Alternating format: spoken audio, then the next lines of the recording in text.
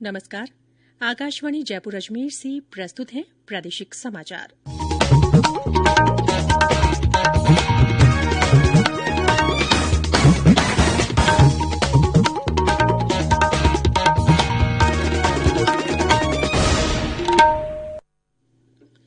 समाचारों के साथ मैं रितिका गुप्ता। कोरोना टीकाकरण की तैयारियों और कोविड की राज्य में स्थिति को लेकर मुख्यमंत्री अशोक गहलोत की अध्यक्षता में आज जयपुर में समीक्षा बैठक आयोजित की जा रही है। उधर भारत की स्वदेशी वैक्सीन कोवैक्सीन के तीसरे चरण का परीक्षण जयपुर में चल रहा है। इस परीक्षण के प्रिंसिपल इन्वेस्टिगेटर डॉ मनीष जैन ने बताया कि 1000 लोगों पर परीक्षण का लक्ष्य रखा गया है। उन्होंने बताया कि 18 साल से ऊपर आयु वर्ग के लोग इसमें शामिल हो सकते हैं। कोवैक्सीन के फेज 1 फेज 2 के रिजल्ट्स बड़े अच्छे रहे हैं, साइड इफेक्ट्स तो मिनिमल हुए हैं, तो उसी से उत्साहित होकर फेज 3 भी लॉन्च किया गया है। फेज 3 में राजस्थान में ट्रायल स्टार्ट हुआ है। टारगेट है कि 1000 पर्सन को हम वैक्सीन लगाएं, जिससे कि वैक्सीन का रिजल्ट जल्दी आए और जल्दी से जल्दी लॉन्च हो और आम जनता को उपलब्ध हो। 18 साल से ऊपर के सभी व्यक्ति, महिला पुरुष जो स्वस्थ है या कोई बीमारी है लेकिन वो बीमारी कंट्रोल्ड है, डायबिटीज भी तो डायबिटीज कंट्रोल्ड है, अस्थमा में तो कंट्रोल्ड है, ब्लड प्रेशर में कंट्रोल्ड है, टेबल चल रही है, तो ऐसे सभी व्यक्ति महिला पुरुष को वो पार्टिसिपेट कर सकते हैं। अपर एज लिमिट इसमें ऐसा नहीं है, सच नहीं है, लेकिन फिर भी कल 70 साल से ऊपर के लोगों ने भी वैक्सीन लगवाई है इसमें। केंद्रीय स्वास्थ्य मंत्री डॉ हर्षवर्धन ने कहा है कि विशेषज्ञों के परामर्श के बाद सरकार ने कोविड टीके को लगाने के लिए 30 करोड़ लोगों की प्राथमिकता तय की है। इनमें स्वास्थ्यकर्मी तथा पुलिस, सेना और स्वच्छता कर्मी जैसे अग्रिम पंक्ति के कार्यकर्ता शामिल हैं। उन्होंने कहा कि सरकार की पहली प्राथमिकता टीके की सुरक्षा और असर को लेकर है तथा इस विषय पर पूरी सतर्कता बरती जाएगी।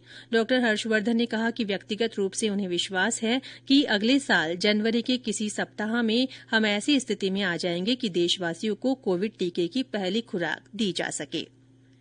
देश में कोविड-19 से स्वस्थ होने वालों की दर और बेहतर होकर 95.53% हो गई है। स्वास्थ्य मंत्रालय के अनुसार स्वस्थ होने वालों की कुल संख्या बढ़कर 96,06,000 से अधिक हो गई है। इधर प्रदेश में कोरोना संक्रमण के मामलों में लगातार कमी आ रही है। कल दूसरे दिन भी संक्रमितों की संख्या 1000 से नीचे रही। स्वास्थ्य विभाग के अनुसार कल 978 मामलों की पुष्टि हुई, जबकि इनकी तुलना में 1326 मरीज ठीक हुए हैं। अब तक 2,83,957 लोग स्वस्थ हो चुके हैं। फिलहाल 12,422 सक्रिय मामले हैं। राज्य में मृतकों का आंकड़ा 2,617 हो गया है। केंद्र सरकार ने आंदोलनकारी किसानों से अगले दौर की वार्ता के लिए तारीख तय करने को कहा है। कृषि मंत्रालय में संयुक्त सचिव विवेक अग्रवाल ने किसान संगठनों को लिखे पत्र में उनसे मुद्दों को हल करने के लिए बातचीत का आग्रह किया है। उधर सूचना और प्रसारण मंत्री प्रकाश जावड़ेकर ने कहा है कि केंद्र सरकार कृषि के लिए राष्ट्रीय ई गवर्नेंस परियोजना को उन्नत बनाकर कृषि क्षेत्र में नई प्रौद्योगिकी लाने का हर संभव प्रयास कर रही है। एक ट्वीट में उन्होंने कहा कि किसानों की भलाई और कृषि उद्योग का विकास केंद्र सरकार के इन प्रयासों में शीर्ष पर है। राज्य के 12 जिलों के 50 नगर निकायों में आज उपाध्यक्ष का चुनाव हो रहा है। इससे पहले कल अध्यक्ष पद के चुनावों में 36 पर कांग्रेस की प्रत्याशी, 12 पर भाजपा और 2 स्थानों पर निर्दलीय उम्मीदवारों ने जीत दर्ज की। प्रधानमंत्री नरेंद्र मोदी आगामी रविवार को आकाशवाणी से मन की बात कार्यक्रम में अपने विचार साझा करेंगे। इस कार्यक्रम के लिए श्रोता अपने सुझाव नमो ऐप, माई जीओवी ओपन फोरम या टोल फ्री नंबर 1800-117800 पर भेज सकते हैं। प्रदेश में अधिकतर स्थानों पर न्यूनतम तापमान में बढ़ोतरी दर्ज होने के बावजूद तेज सर्दी का असर बरकरार है। हालांकि माउंट आबू में पारा गिरकर जमाव बिंदु से नीचे 2 डिग्री सेल्सियस रिकॉर्ड किया गया है।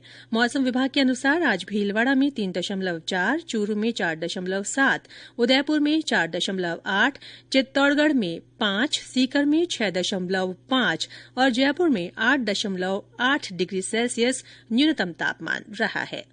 और अंत में कोरोना जागरूकता संदेश। कोविड-19 से बचाव और सुरक्षित रहने के 3 उपाय। मास्क लगाएं, 2 गज दूरी है जरूरी, सुरक्षित दूरी रखें, हाथ और मुंह साफ रखें। इसी के साथ प्रादेशिक समाचार बुलेटिन समाप्त हुआ। हमारा अगला बुलेटिन राजस्थानी में दोपहर 3 बजे प्रसारित होगा। नमस्कार।